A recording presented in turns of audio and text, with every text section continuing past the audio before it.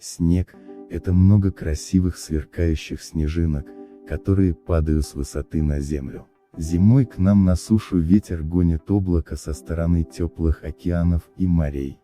Над землей при охлаждении облаков в них образуются мелкие кристаллики, а на их поверхности оседают и охлаждаются новые частицы пара, которые превращаются в новые кристаллики льда.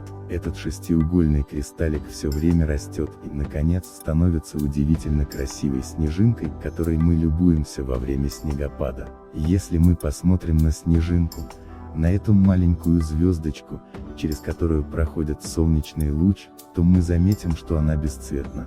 Тогда почему снег белого цвета, если он состоит из снежинок?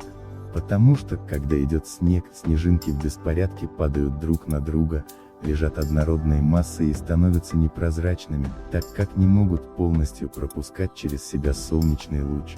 А солнечный луч белого цвета, поэтому и снег мы видим ослепительно белым. Каждая снежинка представляет собой небольшой кристалл.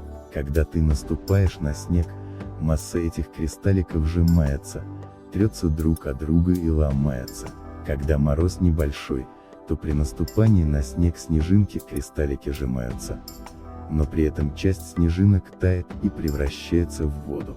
Вода становится своеобразной смазкой для остальных кристалликов, и они не скрипят.